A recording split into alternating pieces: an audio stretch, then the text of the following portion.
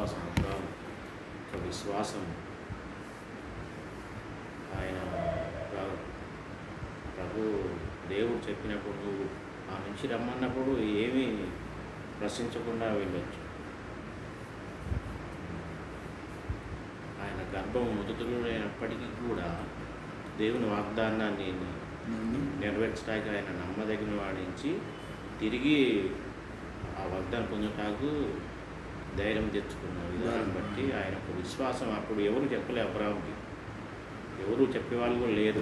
అయినా కూడా అంత విశ్వాసాన్ని అప్పట్లో చూపించారంటే చాలా మనకు ఆశ్చర్యం అనిపించింది.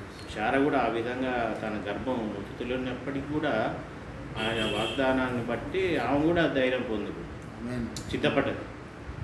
దానివల్ల ఇస్సాకు నాకు ఇచ్చినప్పుడు కూడా మళ్ళీ ఇచ్చినప్పుడు సంతోషపడ్డాడు, తిరిగి అర్పించినప్పుడు కూడా ఎక్కడ కూడా వెనకది ఆ విశ్వాసం. ఏదైనా మన కుమారులను ఏ విధంగా మనం అర్పిస్తున్నాం, ప్రభు దగ్గర తీసుకొస్తున్నాం అనేది ప్రశ్న. అట్టి విధంగా అప్పుడే అందుకే ఆయన అబ్రాహాము దేవుని నమ్మాను, అది అతనికి నీతిగా ఎంచబడింది. విశ్వాసం తండ్రిగా ఆయన ఉండగలిగాడంటే ఇంత విశ్వాసం చూపిస్తేనే ఆయన తండ్రిగా మనం చూడగలుగుతున్నాం. ఇంత విశ్వాసం అసలు ఆ పాట కూడా ఉంటుంది, అబ్రాహాం యొక్క అనుదినము విశ్వాసము అనుదినము పాటింతుము. మనం కొత్త వచనం కూడా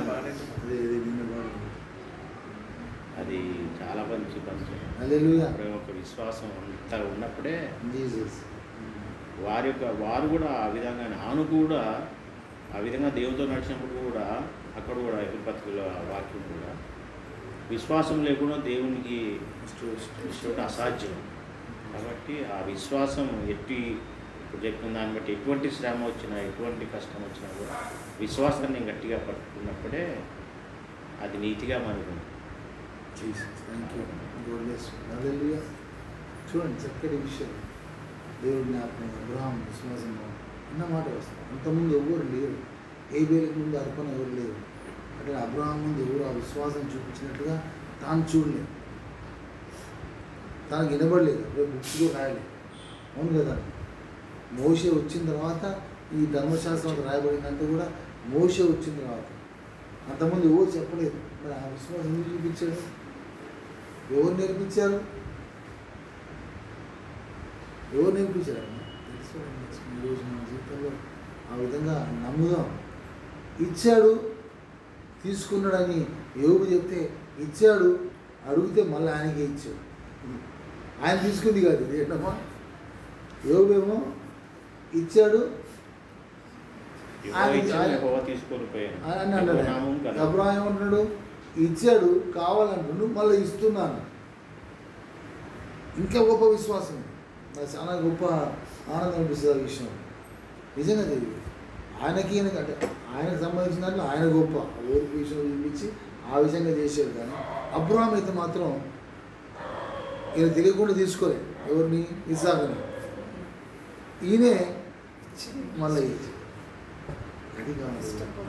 ఇష్టపూర్వకంగా ఇదాన్ని మనం అనుకోలేని తేవాలంటే వాడిని బతిలాడుతూ వస్తుంది. బతిలాడి అమ్మాయినా రావట్లేదు. ఈ దినాలు ఎదురు తిరుగుతారు తండ్రులు. కొడతారా? ఎదురుతే బాగుంటుంది.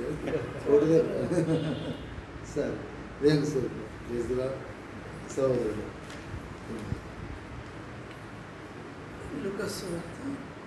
కుమారుల గురించి చెప్పట్లేదు కదా నేను. ఏది ఇచ్చిన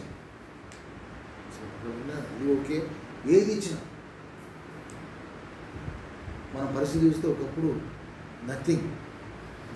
మీకేమో నేనైతే నథింగ్. ఈరోజు ఏదో ఇల్లు ఉంది కట్టినా కానీ చెప్పి నేనైతే నథింగ్. ఒకటి నాకు ఇచ్చాడు, మళ్ళా కావాలంటే ఇచ్చేస్తాను అన్నట్లుగా ఉండాలి. ఆయనవి ఆయనకే ఇవ్వాలి అనే కాన్సెప్ట్ మనం ఇంకా పెంచుకున్నాం.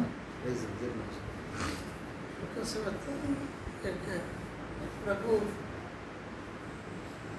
యొక్క త్రోవ నుంచి పోతున్నప్పుడు సీమోను పేతురు అంటే చేపలు పడి సముద్రంలో స్థిరస్తున్నప్పుడు రాత్రంతా వాళ్ళు ప్రయాసపడ్డారు. ఆయన ప్రభు వచ్చి దాంట్లో దూరపోయినప్పుడు ఆ యొక్క స్వార్థ ప్రకటిస్తాడు. ఆయన మీరు ప్రయాసపడ్డారంటే ఇంకోసారి లోతులు పోని అన్నప్పుడు పేతురు అడుగుతాడు, అయ్యా మీరు రాత్రంతా ప్రయాసపడ్డాం కానీ ఆయన దొరకలేదు. అక్కడ ప్రభువును నమ్మి ఇంకోసారి అక్కడ వల వేసినప్పుడు ఆ యొక్క చేపలు దొరికినాయి. ఆ చేపలు విస్తారంగా దొరికినాయి. ఆయన నమ్మిరు కనుక దొరికినాయి. నమ్మకత్వం కలిగి అక్కడ నమ్మిండు కనుక. రెండోది వెంబడించడం. అంతా విస్తారం చేపలు వదిలిపెట్టి నేను మనుషులు బట్టి జాగ్రత్తగా చేస్తానన్నప్పుడు అది చాలా మంచి ఉంటుంది. అంతా 2 దోణుల నుండి వాళ్ళు యాకోబు యోహాను కూడా వాళ్ళు సైగ చేసి మా వలలు వెళ్ళిపోతున్న రండిని సైగ చేసి పిలవటం, వాళ్ళు వచ్చి ఆ దోణిని నింపటం, ఆయన వెంబడి విడిచిపోవటం. అది మామూలు మూడో విశ్వాసం.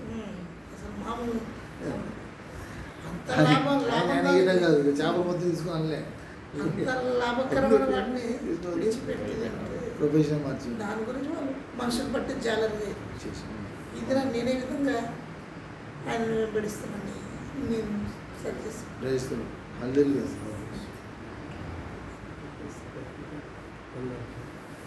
మునుపైతే దూరస్తున్నాము కానీ ఇప్పుడైతే యేసుక్రీస్తు రక్తం ద్వారా ఆయనకి సమీపస్తులుగా ఉన్నాం. ఆయన రక్తం ద్వారా అంటే అక్కడ మనం ఇంకా అన్ని జనుల వలె ఉండాలి అన్నప్పుడు మీరు చెప్పారు కానీ స్థితిని జ్ఞాపకం చేసుకోండి.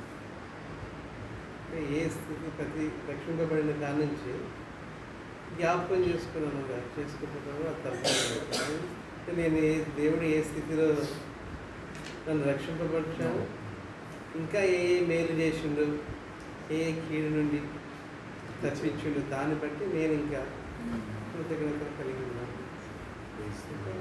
ఆ విధంగా ఉన్నా దానికి సమీపస్తులు అంటే మరవని వాడుగా ఉన్నప్పుడు సమీపస్తులుగా ఉంటాం. అదే దేవుని స్తోత్రం. చక్కటి మాట.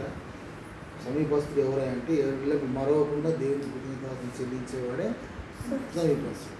మర్చిపోతూ కృతజ్ఞతలు చెల్లించిన వాడు ఎవరంటే అంతే కదా.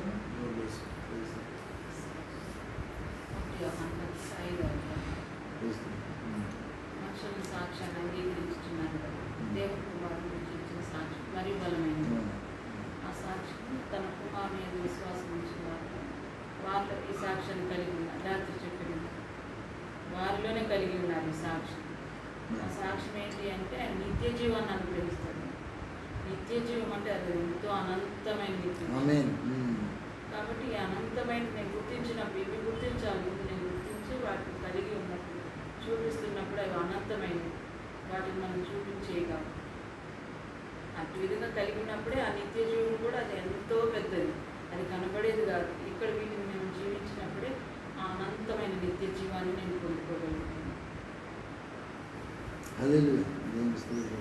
రక్తం ఆత్మ సాక్ష్యం.